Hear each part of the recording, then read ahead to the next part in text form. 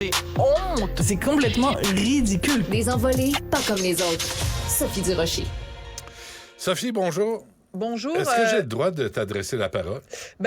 Je veux juste annoncer tes jours sont comptés. Oh, ça fait longtemps. RIP, Ouais. Benoît Dutrisac. Enfin, pas tellement Benoît Dutrisac en tant que tel, mais l'homme blanc, c'est fini. Puis moi, ça m'inquiète beaucoup parce que j'ai accouché d'un homme blanc. À quoi t'as pensé? Je le sais pas, maudite affaire.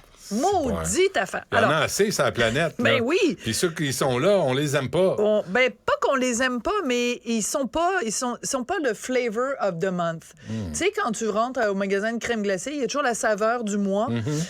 L'homme blanc, en ce moment, est pas vraiment la saveur du mois. Donc, c'est ma chronique dans le Journal de Montréal, le Journal de Québec ce matin.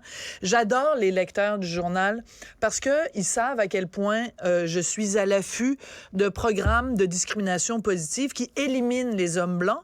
Fait que régulièrement, les lecteurs m'envoient des trucs en me disant, écoute, moi, j'ai reçu un courriel, j'ai reçu un programme, j'ai vu une publicité pour un poste, etc., etc. Donc, je donne quelques exemples dans le journal de ce matin.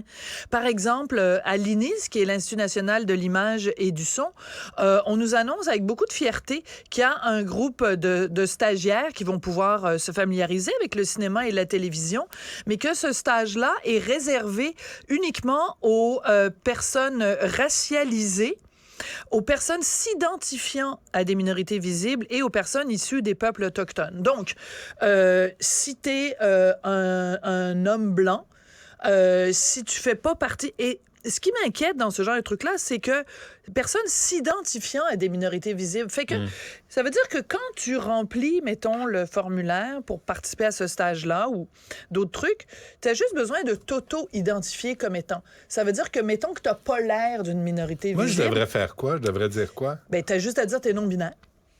Je suis non-binaire. Ouais. OK. Tu dis que tu es non-binaire, déjà, tu fais partie d'une minorité de genre.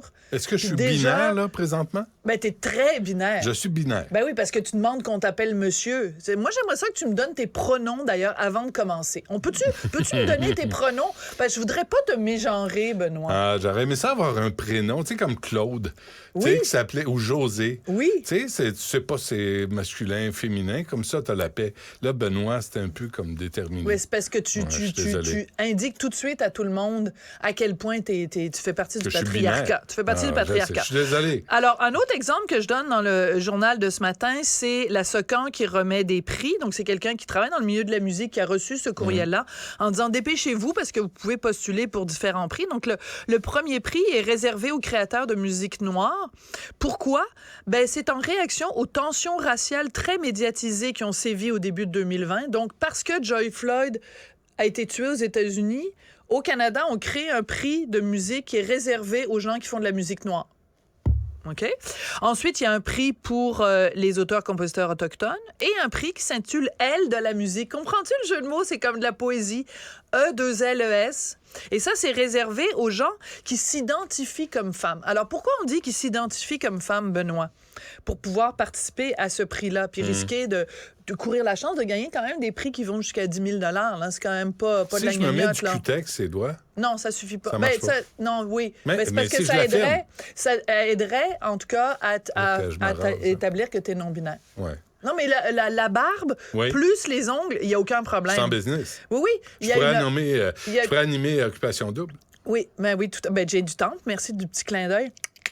Subtil et nuancé. Bon, Merci. alors tu t'identifies comme femme. Ce que ça veut dire, c'est que si tu veux postuler, si tu fais de la musique puis tu veux postuler pour ce prix-là de la Ouais. SOCAN, t'as juste besoin de t'identifier comme femme. OK, mais attends une minute, là. C'est parce que là, c'est de la musique.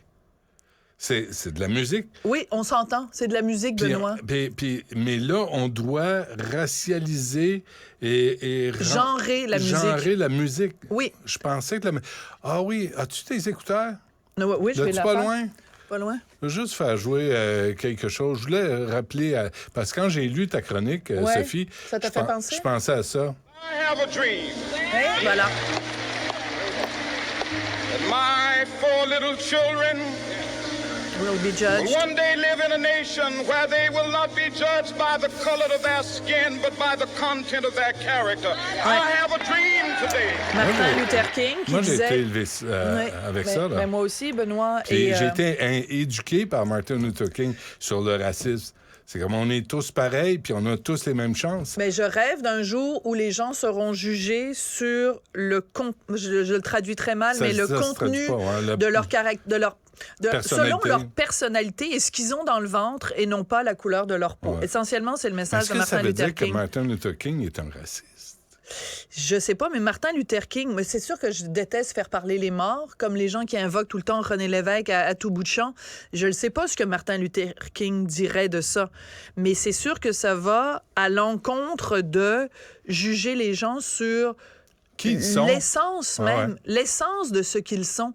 L'essence de ce que t'es, c'est t'as du talent ou t'en as pas. Sur la musique? L'essence de ton talent. Ouais. Es-tu talentueux? Ouais. Ouais. Moi, là, si je recevais un prix juste parce que, grâce à ce que j'ai ici entre mes deux cuisses, ben, je dirais non, je veux. Pouvez-vous me dire que vous me remettez un prix parce que vous trouvez que ma musique, c'est la meilleure musique cette année? J'ai fait la meilleure toune. Je suis la meilleure autrice, compositrice, interprète de l'année au Canada. C'est pour ça que je veux que vous me donniez un prix. Pas parce que j'ai un vagin. Pas parce que je suis propriétaire d'un utérus, pas parce que je m'identifie comme femme. Je trouve ça discriminatoire. Et pendant que pendant la journée, des fois, je me promène sur Internet et là, j'ai trouvé, puis évidemment, ça va faire mal parce que j'arriverai pas à le retrouver. Non, je l'ai. Dans une université canadienne, en fait, à l'université de Guelph, il y a des professeurs de yoga.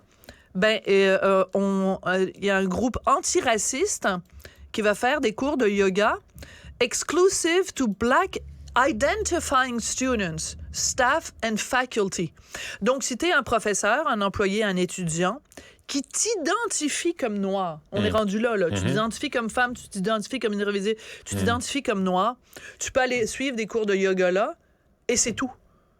C'est un cours de yoga réservé pour les Noirs. Mais ça sort d'où, ça? Mais moi, j'ai beaucoup écouté de la musique black quand j'étais jeune, là, dans les années 70. Là.